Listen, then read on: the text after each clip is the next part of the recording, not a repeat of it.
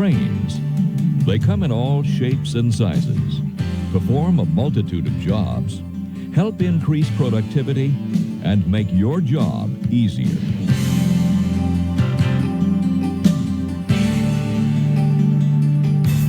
Cranes are, well, cranes. They've been around for years. Think for a moment how different your life would be without that old jib crane or bridge crane. Your job would go slower, productivity would go down, and you might end up with a sore back. You probably take that crane in your work area for granted, unless, of course, it's out of service when you need it. And that could happen if you or someone else improperly operate it. In addition to losing the services of a crane, improper operation can lead to material damage and personnel injury. Studies have shown that the two leading causes of crane accidents are a lack of understanding and knowledge on the part of the operator and plain old carelessness. The objective of this program is simple: to reduce accidents and breakdowns. We'll all benefit from this. By reducing injuries and repair costs, we save money. And by keeping the crane operational, productivity is increased. This program will focus on the inspection and safe operation of shop-operated power hoist equipment, or indoor cranes. Not because this type of hoisting equipment is involved in the majority of crane accidents, but because these cranes are most often operated by someone whose expertise is in another field. In other words, these cranes are operated by workers who are not crane operators by trade. There are several types of hoist and crane configurations: jib cranes, monorails, gantry cranes, and bridge cranes are the most common ones. They can be operated by electricity or air and can use wire rope or chain to do the lifting. Some loads, once lifted, must be moved manually, while others use mechanical means. The lifting capacity of these cranes can vary from 250 to more than 20,000 pounds. Most shop cranes are operated from the floor, controlled by either a push-button pendant or a pull rope. Some are even radio-controlled. Overhead cranes may be cab-operated by people specially trained to do this. Viewing this program does not qualify you to operate this type of crane. That's a quick introduction to shop-operated power hoist equipment. Before operating any hoisting equipment, ask your supervisor if there are any special requirements or certifications that must be met. In the next segment, we'll walk through a pre-operation safety inspection.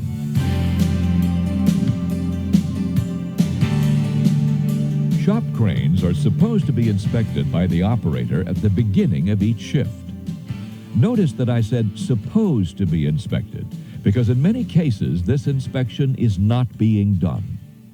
Failure to perform a pre-operation safety inspection is a leading cause for crane accidents. There's really no reason not to do the inspection. It's easy and only takes a few minutes. Remember, carelessness causes accidents. The startup safety inspection can be divided into two parts: visual and operational. Start the inspection by looking for any tags on the crane. If you find a red "Danger, Do Not Operate" tag, go no further and terminate the inspection. Every crane is to be inspected and weight tested for certification, either when they are new, modified, or have been overloaded. Many companies place a certification tag on the hoist or crane for the operator. Check with your supervisor or maintenance department if you're unsure of the certification. Next, visually inspect the entire crane for any obvious physical damage, such as loose or missing parts. If the hoist can move laterally on a trolley, then check to be sure that some type of end stop is in place at each end of the monorail or crane beam to prevent the trolley from running off the beam. If the trolley is on a bridge or gantry crane, make the same check to be sure that the crane cannot run off the end of the runway. Next, check the hoist chain or wire rope. Make sure that it is not twisted, kinked, or otherwise damaged. Also, if the hoist uses wire rope, then make sure that it is properly seated in its drum and sheave grooves. The rope must not have any slack in its wraps on the drum. It must lay in the grooves without overlapping itself, and it must not lay across groove ridges. Make sure that you know where the disconnect switch for the hoist or crane is located. It should be somewhere nearby within easy reach, and it should only disconnect the hoist or crane. Finally, check the areas in which the crane will be operating. Make sure there are no obstacles or obstructions in the crane's path. Visually, the crane checks out. Tags, certification papers, no physical damage, and a work area unobstructed. Now, let's move on to the operational tests. Operate the crane several feet in each direction that it can travel. Listen for any unusual noises and look for jerky movements. This is also a good time to check the control station. Make sure all the buttons are labeled to indicate the function each one controls. Operate each button to make sure it is functioning properly, that it doesn't stick. Especially make sure that the up button causes the hook to raise and the down button causes the hook to lower. If they don't, then do not use the hoist, and do not attempt to fix it by swapping wires in the control station. Now check the upper hoist limit switch. To do this, slowly raise the block to trip the limit switch. Now, lower the hoist block to activate the lower limit switch if the crane is so equipped. If not, stop the block before it contacts the floor. With the block in this position, look at the take-up drum. At least 2 turns of rope should remain on the drum. If the crane is equipped with a lower limit switch, 1 turn is permitted. One last thought concerning hoist limit switches. These switches are safety devices intended to prevent accidental over-travel of the block. They're not intended for constant duty service. The hook must have a safety latch which closes the throat of the hook. If the latch is bent, or its spring is broken, or if it is otherwise damaged, the latch must be replaced before the hook can be used. If the latch swings freely across the hook throat, or even very nearly does, then the hook has been stretched, and it must be replaced before the hoist can be used. Do not put a longer latch on a hook to make up for the stretching. The newer generation crane comes equipped with a much safer hook. The safety latch hook is designed to operate completely locked closed. Opening the hook jowls requires pushing in a lock button. This type of hook will eliminate hook loading, a major cause of accidents and equipment damage. An ANSI warning tag should be located on the control station or lower hook block with some reminders about many of the checks we just covered. This crane has passed all phases of the inspection and is now ready for service. If the hoist fails any part of the inspection, tag it out and notify your supervisor. In the next segment, we'll discuss rigging techniques and guidelines for selecting and inspecting rigging gear.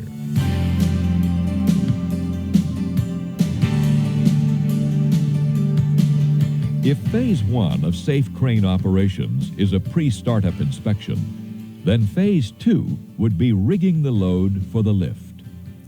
In this segment, we'll discuss determining the weight of the load to be lifted, selecting the proper rigging gear, and using sound rigging practices to secure the load. Before lifting a load, you must know that it is within the lifting capacity of the crane, which should be stenciled on both sides of the hoist. Determining the weight of an object can be as easy as checking the manufacturer's plate, shipping papers, work orders, or design drawings. But sometimes you'll have to figure out the weight on your own. This can be accomplished by doing some simple math and using a chart that lists the weight for certain materials. Here's an example. This steel plate is the size of a standard sheet of plywood, 4 by 8 feet.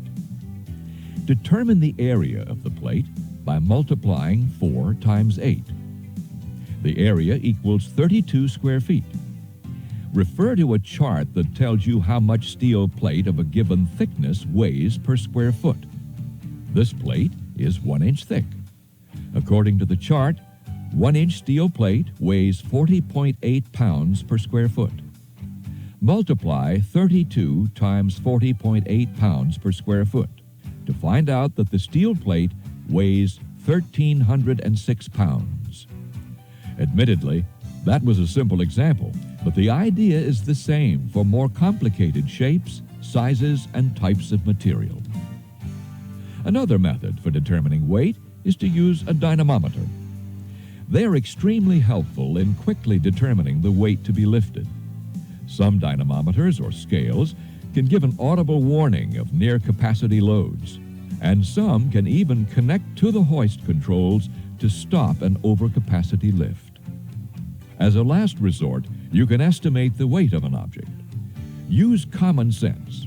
Compare the questionable load to a similar load you lifted in the past with a known weight, or get a second estimate from a coworker. Make a decision from both answers. When you use this method, it is good to apply a safety factor. Some shops have a safety factor of 50%. That means if the estimated weight of the load is more than 50% of the crane's lifting capacity, you can't use that crane for the lift. Ask your supervisor about the safety regulations for your work area. Now we know the weight of the load and that it is within the lifting capacity of the hoist. Let's talk about the rigging gear necessary to rig the load. Always select sound rigging gear that is within the safe working load of the fiber or wire rope. Most wire rope slings have the safe working load, or SWL, scribed on the end fitting. If the SWL is not scribed, call the manufacturer or refer to a standards chart for weight load test. The safe working load of a fiber sling may have a different label. Vertical, choker, and basket weight limits are usually sewn on the inside of the strap. General rule of thumb: if you have a fiber sling without an SWL label, get a bigger sling that has the limits sewn right on it. Don't take a chance. Wire rope must be inspected before use. Look at the rope. Does it show evidence of severe kinking, crushing, or heat damage? Inspect the outside wires of each strand. It's normal to find broken wires in this area. However, if you find 6 or more broken wires within 1 lay of strand length, the rope should not be used. Check the end fittings. Are they corroded, cracked, bent, or improperly applied? If more than 1 broken wire exists within 1 lay length of the end fitting, the sling should not be used. Other rigging gear needed for the job, such as shackles, must also be checked for load lifting capacity and inspected prior to use. If there is any doubt about whether a sling or shackle is fit for use, it should be replaced at once. Never risk danger to life or damage to property by taking a chance. With that said, let's rig the load for a lift. Cranes are designed for vertical lifts only. Side pulling and in pulling result in many hoist and crane breakdowns. These improper lifting methods can bend or break the cable guide, jam the wire rope in the hoist housing, and damage the drum. More importantly, they can directly or indirectly cause the chain or wire rope to break and suddenly drop. Attach the slings to the load and hoist hook. Pack corners and sharp edges to prevent cutting or damaging the rope. How do we determine the number of slings needed? Several factors come to mind. Balancing the load is an important consideration in determining the location and number of slings needed. If the load is not balanced, it could swing dangerously or slip out of place when lifted. On rare occasions, 1 sling can be used. Weight is the largest factor. If the load weighs 1,000 pounds, then the sling must have an SWL of 1,000 pounds. Does this mean that if you use two slings, they have an SWL of 500 pounds each? No. When more than one sling is used, you must consider sling angles. As this chart shows, each sling must be capable of handling 577 pounds if the sling angle is 60 degrees. But notice how the load per sling increases as the sling angle decreases. Hold 2 buckets of water at your side. Then hold them out so that they are almost parallel to the ground. Kind of helps you understand the concept of sling angles. There is a way to figure out the added stress due to sling angles by using this chart and this formula. Let's start with this. 2 legs at 90 degrees. Each leg is supporting 500 pounds. Now let's go to this and figure out how much more weight each sling is supporting. W equals 1,000 pounds. N is 2 for the numbers of legs. K is the stress factor, which, according to the chart, is 15.4%, which we write like this, 0.154. 1,000 pounds divided by 2 equals 500, times 0.154 equals 77. Add 77 to each leg to get 577 pounds. When using more than 2 slings, you still need to divide by 2 because 2 legs must be capable of bearing the weight while the others help balance the load. Since the load can and probably will shift, all the slings must have the same lifting capacity and be made of the same material. You're probably saying, how do I figure out the sling angle? Let's make it easy. This is 90 degrees. Half of 90 is 45 degrees. Somewhere between is 60 degrees. Since you should never have a sling angle of less than 45 degrees, that's all you need to know. And if you really want to make it easy, just memorize the stress factor for 45 degrees, which is 41.4%, and always plug that into the formula. In the next segment, we'll lift the load and get it where it needs to be.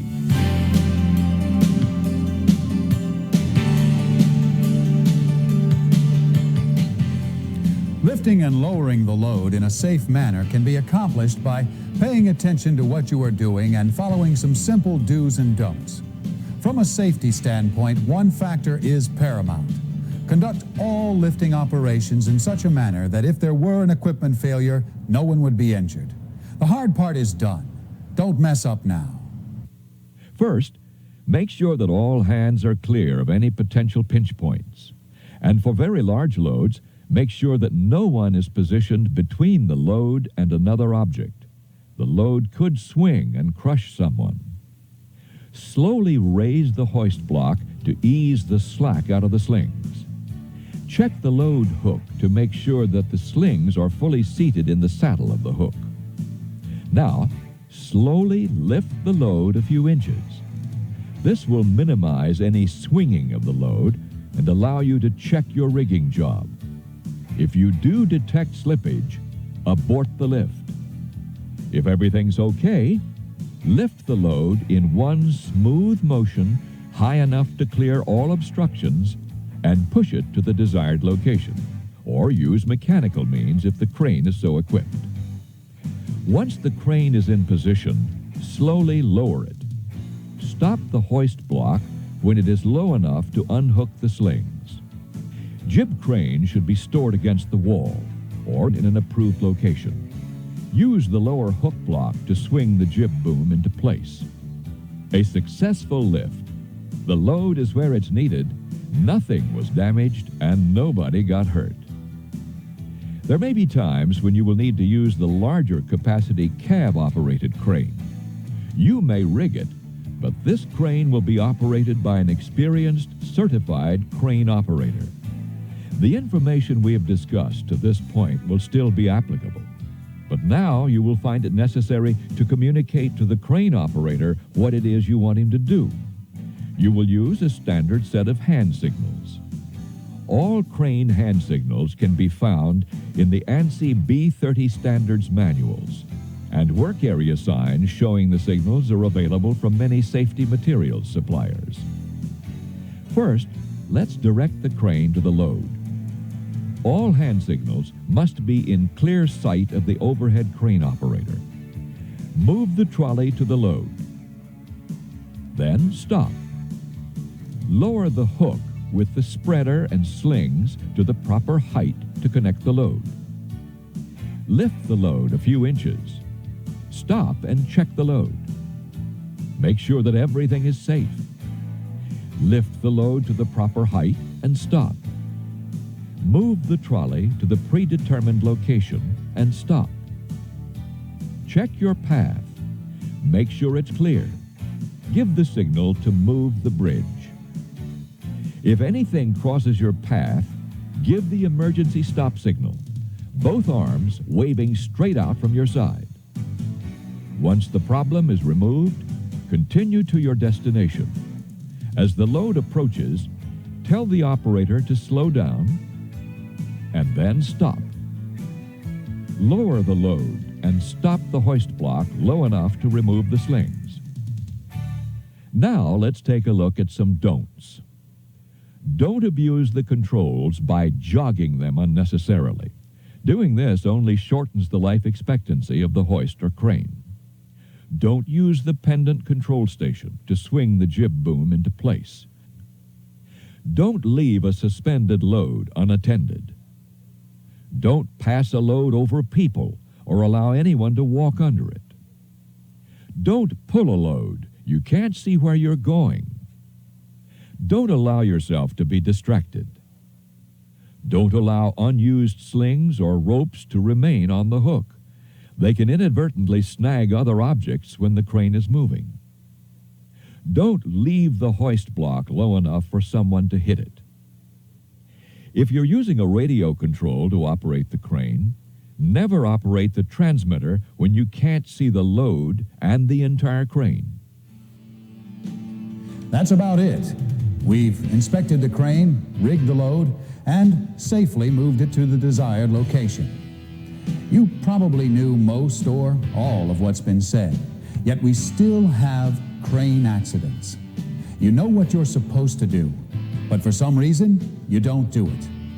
Excuses don't cut it. They don't ease the pain of injury or reduce the cost of damaged equipment. Play it safe. Never operate a crane or hoist if you are faint, feel sick, or have used medication. Use common sense. Pay attention to what you are doing. Ask yourself what can go wrong with each job and why. Then guard against it happening. Never consider any job routine.